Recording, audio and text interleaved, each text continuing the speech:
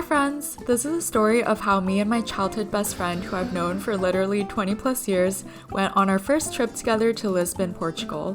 It was such a vibrant yet relaxed city because of its proximity to the beach and warm weather, but I fell in love with Lisbon as we explored all the little nooks and crannies of different neighborhoods and experienced the local culture, so come along with us during this 4-day itinerary. We started off our morning with one mission on our mind, which was to try a Portuguese egg tart. We made our way to a famous egg tart bakery called Manteigaria.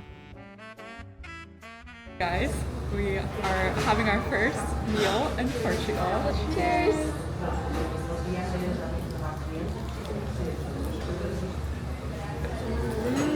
God, it's so good. There's almost like a cinnamony taste. What would you rate this? Like 8 or 9 out of 10. Yeah, it's quite good. The texture is really good. Same. I would give it like an 8 out of 10. This is definitely different from like American. The inside is so different. It's like custardy. Yeah. We just climbed all these stairs. I don't know if you can see, but we're sweating. And now we're gonna walk around Chiado neighborhood. It's so beautiful here. The buildings are so colorful and there's a lot of stairs. So please bring sneakers if you come here. Yeah. We explored the neighborhood of Chiado, which is a really fun area that has a lot of shopping and restaurants. And we even stumbled across this market at the square. Oh wait, I think that's famous, right? That statue? Is that on camera?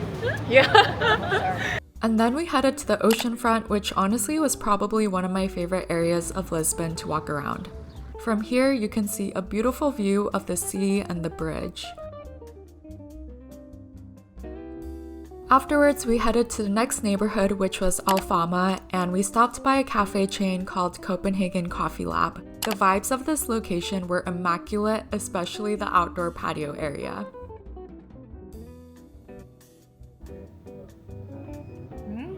You want to try it? Yeah.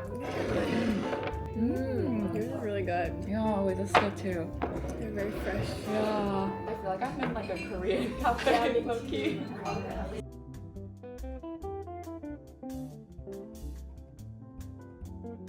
We also explored this nearby church, which had a small exhibition of art and history, as well as a beautiful 360 viewpoint of Lisbon, which made it totally worth checking out.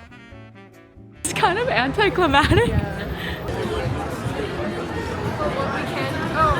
After a full day of exploring, we took the ferry to eat at a famous restaurant called Ponto Final. We weren't able to get any reservations ahead of time since they're booked 2 months in advance, so we waited in line and then ended up going to another restaurant nearby because the wait was so long. But honestly, it turned out to be a blessing in disguise because this hole in the wall was such an amazing find. The food was really unique and tastefully done, such as this pumpkin soup and sardine cake. The atmosphere of this restaurant was also so cute with its antique decor, and it was run by locals.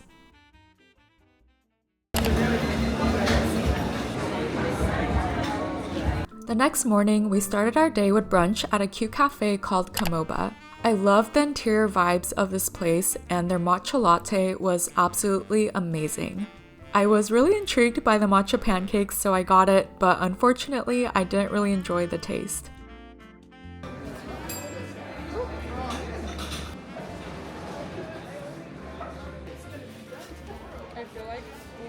Good morning, guys.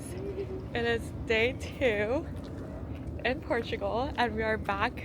We took the ferry again to come to this restaurant called Ponto Final.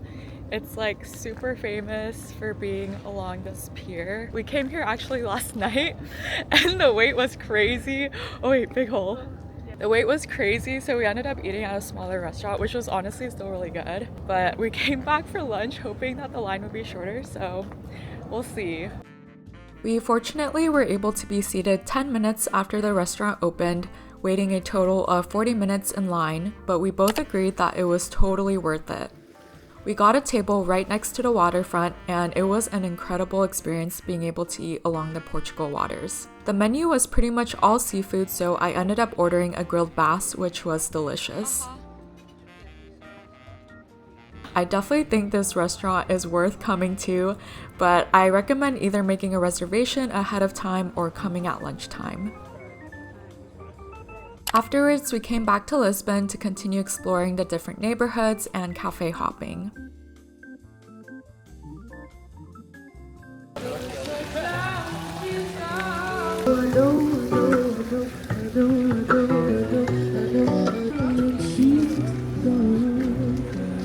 We are now on our way to our second cafe of the day. Or actually, technically third because we went to one in the morning. Honestly, going to cafes was my favorite activity to do in Portugal. All of the coffee and pastries were so good, and they just have so many aesthetic local cafes to check out. The finale to our second day was getting an 8-course meal at a restaurant called Sem, which has a mission of creating zero-waste dishes. It was my first time ever eating a course meal, but it was such an unforgettable experience. Each course was so unique and thoughtfully put together like the squid beet cream dish. My favorite course was actually dessert, which was a refreshing strawberry sorbet with cacao shavings on top. If you check this place out, I recommend making a reservation ahead of time, but it was definitely so worth it for all the unique dishes that we got to try. This day, we took a 1-hour train ride to do a day trip at Sintra, which is a nearby city known for its historic castles and palaces.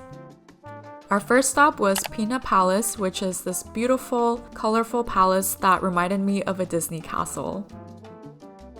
We just bought tickets to the park and didn't end up getting tickets to go inside the actual castle, which is separate because the queue was so long, but we were honestly satisfied with just looking at the exterior.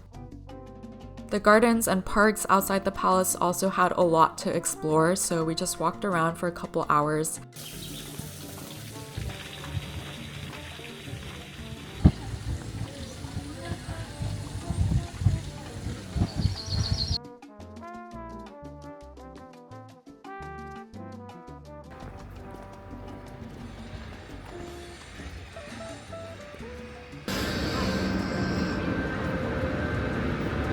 We went to this low-key Italian restaurant that had one of the best raviolis I ever ate in my life. It was such a surprising delight because the restaurant is a to-go restaurant and it looks very unassuming, but the pasta was amazing.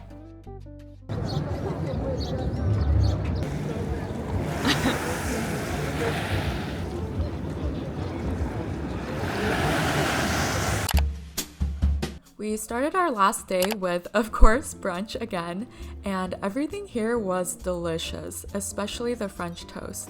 Afterwards, we headed to this aesthetic cafe that reminded me of the inside of a pillow or a mattress, but they're known for their specialty drinks, so I ordered a banana cream latte.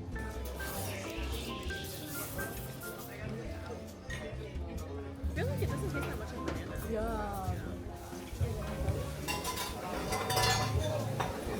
We also spontaneously dropped by a nearby art exhibition for fun, and then we spent the rest of the day shopping for souvenirs and gifts.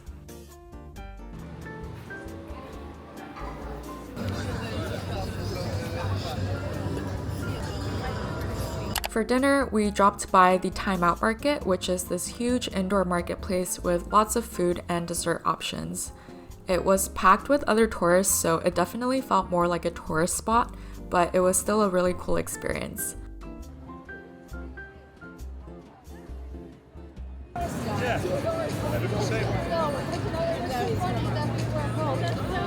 There's so many people all over the world to visit. I'm surprised, yeah. Yeah, it doesn't look. And the perfect end to our trip was watching the sunset by the water.